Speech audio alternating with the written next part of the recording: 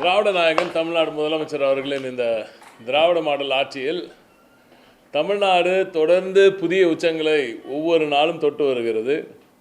அந்த வகையில் நமது முதலமைச்சர் அவர்களின் இந்த 5 ஆண்டு கால கடின உழைப்பின் காரணமாக ஒவ்வொரு ஆண்டும் தமிழகம் பொருளாதாரத்தில் புதிய உச்சங்களை தொட்டு வருகிறது. ஒவ்வொரு நாளும் அவரது கடினமான அந்த உழைப்பின் காரணமாக தமிழகத்தின் அனைத்து பகுதிகளிலும் வளர்ச்சி சென்றடைந்து கொண்டிருப்பதனால் இன்று ஒன்றிய அரசின் தரவுகள் படியே தமிழ்நாடு ஒரு புதிய உச்சத்தை, மகத்தான உச்சத்தை தொட்டிருக்கிறது. பொருளாதார வளர்ச்சியில் 9.69% என்ற ஒரு அற்புதமான உச்சத்தை இந்திய மாநிலங்களில் நம்பர் 1 மாநிலமாக இன்று தமிழ்நாடு மிளிர்கிறது, ஒளிர்கிறது. அதற்கு காரணம் நமது திராவிட நாயகன் அவர்களின் இந்த உழைப்பு. தொடர்ந்து அனைத்து செக்டர்களிலும் எல்லா பகுதிகளிலும் வளர்ச்சி சென்றடைய வேண்டும், எல்லோருக்கும் எல்லாம் கிடைத்திட வேண்டும், பரவலாக்கப்பட்ட வளர்ச்சி உறுதி செய்ய வேண்டும் என்ற நோக்கத்துடன் டே 1லேருந்தே அவர் செயல்பட்டதுனால இப்படிப்பட்ட ஒரு மகத்தான வளர்ச்சியை எப்படி கோவிட் காலத்தில் ஆட்சி பொறுப்பு ஏற்று மிகப்பெரிய பொருளாதார நெருக்கடியில் அந்த முதல் 1.5 ஆண்டுகள் எவ்வளோ பெரிய நெருக்கடி இருந்ததுன்னு உங்களுக்கு எல்லாருக்கும் நன்றாக தெரியும்.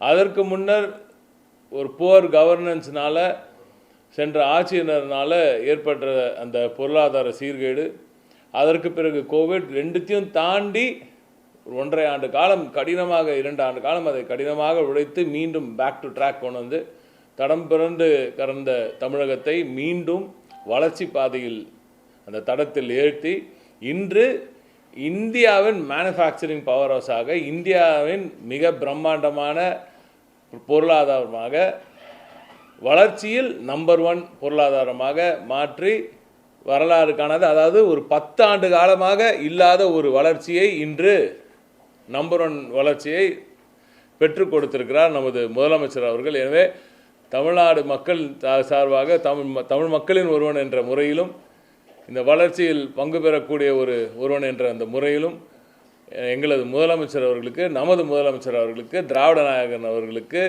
இந்த மகத்தான தருணத்தில் ஒரு மிகப்பெரிய நன்றியை நாம் எல்லோரும் சேர்ந்து கூற வேண்டும். இந்த வளர்ச்சியில் பார்த்தீங்கன்னா தமிழ்நாட்டு நான் மேனுஃபேக்சரிங் செக்டருக்கு மட்டுமே சொல்லிடுறேன். அடுத்து நம்ம மாண்புமிகு அமைச்சர், நிதியமைச்சர் அவர்கள் தூத்துக்குடியில் இருக்கிறார், அவரும் அங்கே பேசுகிறேன் என்று கூறியிருக்கிறார். எனவே நீங்கள் அவங்ககிட்டையும் இன்னும் கொஞ்சம் டீட்டெயில்ஸாக உங்களுக்கு டேட்டா கிடைக்கும்.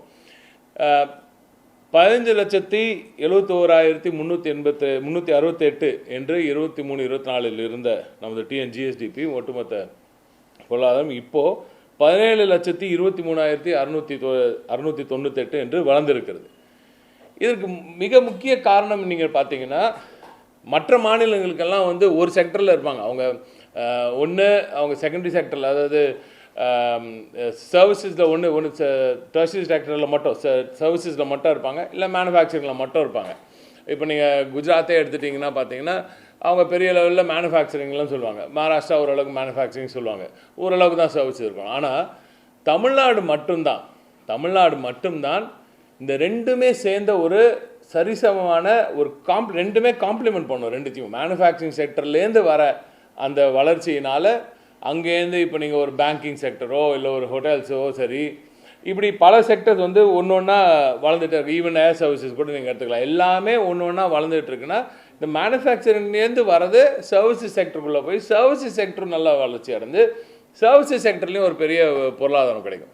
ஆனால் 9% இன்றைக்கி இண்டஸ்ட்ரி வளர்ந்துருக்குன்னா அதற்கேற்ப ரெண்டுமே காம்ப்ளிமெண்ட் பண்ணிக்கிட்டே இருக்கு. ரெண்டுமே அந்த இங்கேருந்து இங்கே ரெண்டு செக்டர்லையும், டெர்ஷரி செக்டர்லையும் செகண்டரி செக்டர்லையும் ரெண்டுமே சேர்ந்து இந்த வளர்ச்சி கிடைப்பதனால் இன்று தமிழ்நாடு ஒரு தனித்துவமிக்க ஒரு மாநிலமாக, ஒரு மிக பிரம்மாண்டமான மாநிலமாக, நம்பர் 1 மாநிலமாக இங்கே இன்று திகழ்கிறது. இதில் இன்னொரு விஷயம் நீங்கள் பார்த்தீங்கன்னா, மற்ற மாநிலங்களுக்கும் நமக்கும் இல்லாதது பரவலாக்கப்பட்ட வளர்ச்சி. நம்ம தான் மோஸ்ட் அர்பனைஸ் ஸ்டேட் இந்த கண்ட்ரின்னு சொல்லுவாங்க. நகரமயமாக்கப்பட்ட மாநிலங்களில் நம்பர் 1 மாநிலம் நம்ம தான். அதில் இப்போ நீங்கள் அந்த பரவலாக்கப்பட்ட வளர்ச்சிக்கு அடுத்தனால ஒவ்வொரு கிராம பகுதியிலும் பொருளாதாரம் ஒரு நல்ல நிலையில் இருக்குது. எனவே தான் நான் மீண்டும் சொல்கிறேன், தலைவரோட முதலமைச்சரோட அந்த தொலைநோக்கு சிந்தனை $1 trillion எக்கானமியை நாம் போய் ரீச் ஆகணும்னா ஒவ்வொரு கிராமத்துலேயும் பொருளாதாரம் வளரணும். அதுதான் அவரை நீங்கள் உன்னிப்பாக கவனிச்சிங்கன்னா, ஒரு திட்டம் கொண்டு வர்றாருன்னா அந்த மகளிருக்கு ஏன் இவ்வளோ அந்த இது செய்கிறாரு, ஏன் ஒரு கலைஞர் மகளிர் உரிமை தொகை கொடுக்குறாரு, ஏன் புதுமை பெண் திட்டம் கொடுக்குறாரு, அடுத்து தமிழ் புதுலன்னு சொல்லிட்டு இந்த பிள்ளைங்களையும் நம்ம ஆண் பிள்ளைங்களையும் வளர்க்குறாரு, எப்படி அதை ஒன்று ஒன்றா பார்த்து செய்கிறாருன்னா இது எல்லாம் கியூமுலேட்டிவாக சேர்ற இடம் ஒவ்வொரு பகுதியிலும் வளர்ச்சி, எல்லா பகுதியிலும் டேலண்ட் கிடைக்கணும். அப்போ தான் ஒரு இண்டஸ்ட்ரியை கொண்டு போய் சேர்க்கணுன்னா அந்த இடத்துல எந்த இடத்துல வேணால் போடலாம். இப்போ தமிழ்நாட்டில் எங்கே வேணால் கொண்டு போய் இண்டஸ்ட்ரி வைக்கலாம். அப்போ அந்த இடத்துல இண்டஸ்ட்ரி வளர்கிறதுக்கு அந்த இண்டஸ்ட்ரிக்கு தேவைப்படுற டேலண்ட் வேணும். அந்த டேலண்ட்டை செதுக்கி எடுக்கிறார், ஒன்றா செதுக்கிறார். அப்புறம் என்ன பண்ணுறாரு, அந்த இண்டஸ்ட்ரிக்கு தேவைப்படுற டேலண்ட் எப்படி இருக்கணுமோ அதை முதல்வர் மூலமாக செதுக்கி இருக்கிறார். அதனால் இது ஒரு ஓவரால் பேர்ட்ஸ் ஐ வியூவாக பார்க்கணும். நீங்கள் அப்படி பார்த்தா தான் முதலமைச்சரோட அந்த அவரோட முழுமையான அந்த வேலையை நீங்கள் பார்க்கணுன்னா இது எல்லாத்தையும் உள்வாங்கி கொண்டு பார்க்க வேண்டும். அது எல்லாம் சரியாக நடந்ததுனால்தான் கோவிட் சரி, பேட் கவர்னன்ஸ் எல்லாம் தாண்டி சேர்ந்த ஆட்சியில் இருந்த அந்த மிஸ்கவர்னன்ஸ் எல்லாம் தாண்டி இன்றைக்கி இவ்வளோ பெரிய வளர்ச்சிகள் 4 ஆண்டு முடிவில் இப்படி ஒரு மகத்தான பரிசு முதலமைச்சர் அவர்களின் உழைப்புக்கு கிடைத்திருக்கிறது.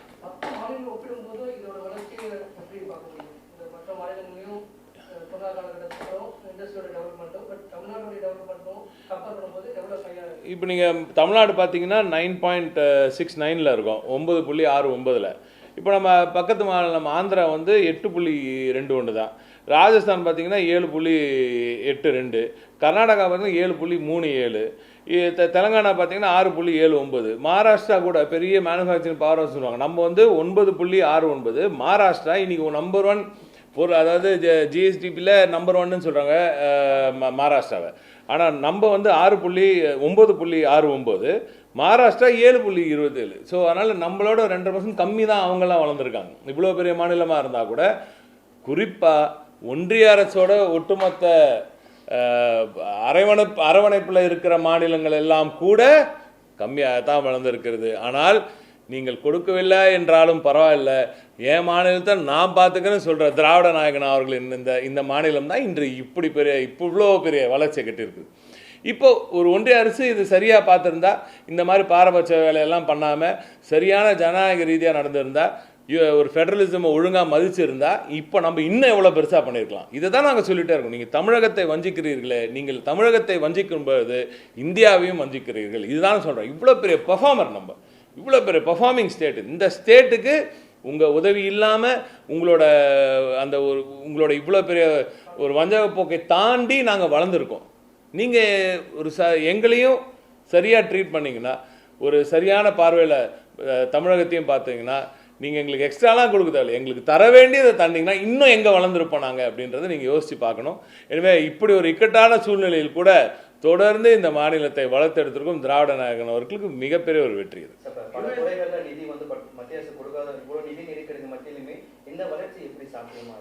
உழைப்பு தான். அதான் அன்றைக்கே கலைஞர் சொன்னார், உழைப்பு உழைப்பு உழைப்புன்னார். ஒவ்வொரு நாளும் உழைப்பு. இப்போ நம்ம இப்போ கூட பாருங்கள், இப்போ நம்ம நீங்கள் வளர்ந்துட்டோமே சும்மா வர மாட்டார்.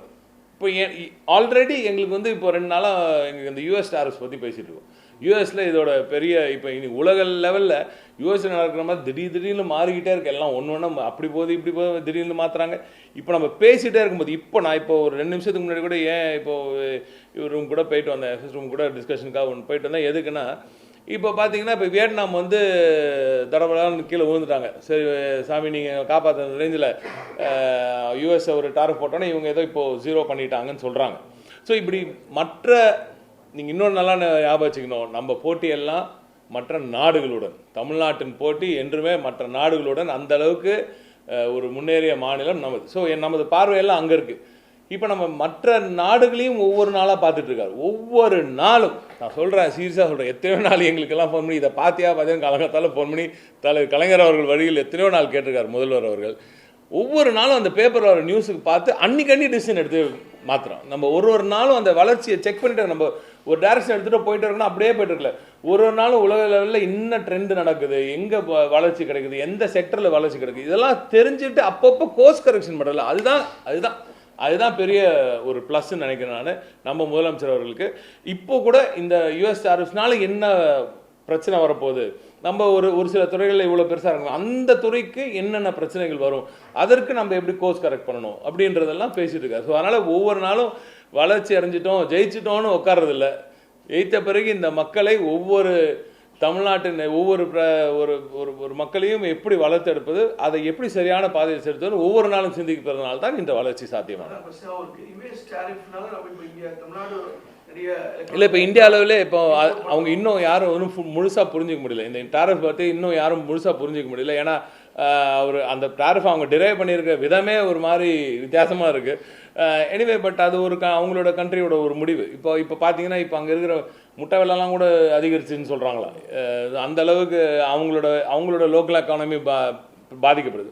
ஸோ அதனால் இப்போ நீங்கள் பார்த்தீங்கன்னா மார்க்கெட்ஸ் பார்த்தீங்கன்னா கடந்த ஒரு 3 நாளில் விழுது. இல்லை, மேஜராக நீங்கள் டாரிஃப்ஸ் போடாத ஒரு மேட்ரு விழுந்துட்டுருக்கு. எது பார்த்தீங்கன்னா சர்வீஸ் செக்டரில் விழுது, ஐடி சைடில் விழுது. இது டாரிஃப்ஸ் இல்லை, ஆனால் எப்படி அது விழுதுன்னா, ஏன்னா இதோட எஃபெக்ட் எங்கே இருக்குன்னு அவன் பார்க்குறான். புரியுதா உங்களுக்கு? ஸோ அந்த எஃபெக்ட் எப்படி இருக்குன்னு இந்த மாதிரி இப்படி பார்க்கணும். நம்ம வெறும் டாரிஃப்ஸ் மட்டும் பார்க்கணும். இந்த டாரிஃப்ஸ்னால இது விழும், சரி, இதனால் வேறு எதுவும் விழும், டாரிஃப்ஸ் இல்லாததும் விழும். ஸோ இந்த அளவுக்கு டீப்பாக போய் சிந்திக்கிறதுனால தான் மாண்புமிகு முதலமைச்சர் அவர்களின் வெற்றிக்கு இதுதான் காரணம்.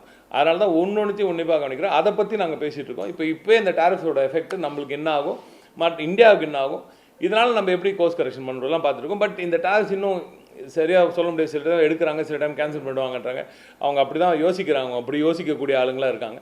அதுக்கேற்ற மாதிரி நம்ம ஒரு சரியான ப்ரீஎம்ப்டிவ் மெஷர்ஸ்லாம் எடுத்துக்கிட்டு இருக்கோம். ஸோ எந்த பாதிப்பும் தமிழ்நாட்டுக்கு இருக்காத அளவுக்கு நம்ம பாதுகாக்கிறது திராவிட நாயகன் அவர்களுக்கு வேலை. அவர் நிச்சயமாக செய்வார். சரி.